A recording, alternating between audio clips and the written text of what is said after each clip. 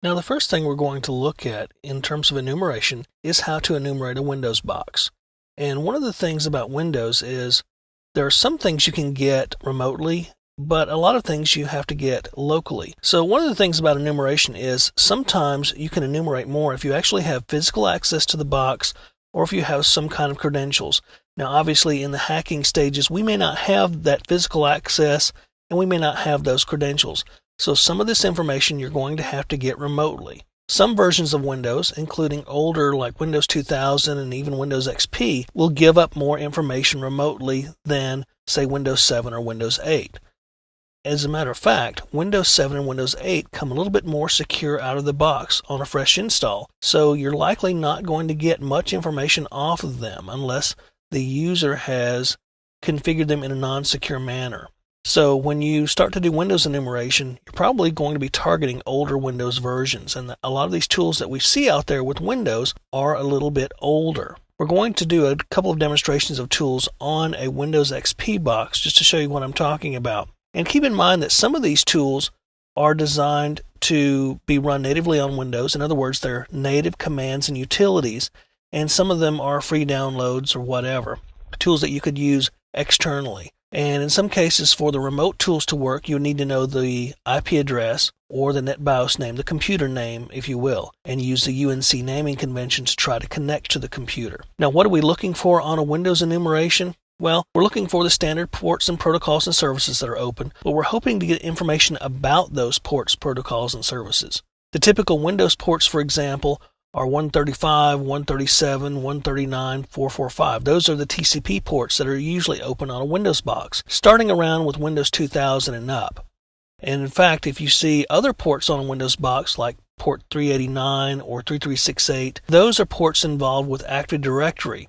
So in those cases, you know that you actually have a domain that you're working with, and if you see a box listening on those ports, that could be an Active Directory domain controller or something like the infrastructure master or some other master role in Active Directory. 389 is the LDAP, which indicates Active Directory, and 3368 is the Global Catalog Services. Again, both of those could run on a domain controller.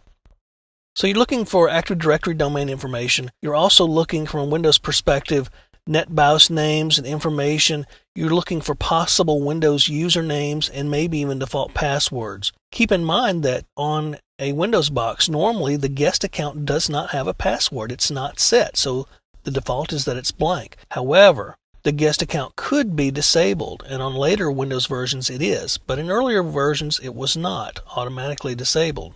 You're looking also for shares that are open.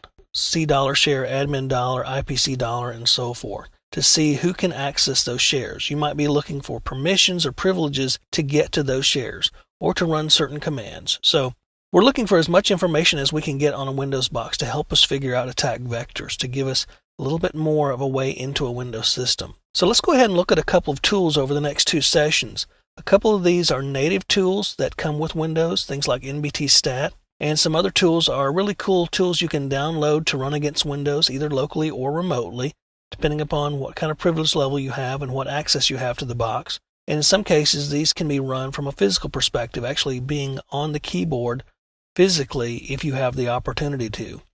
So let's go ahead and take a look at a couple of these tools. Okay, we're in our XP box, and a couple of command line tools that I want to show you are the NBT Stat command.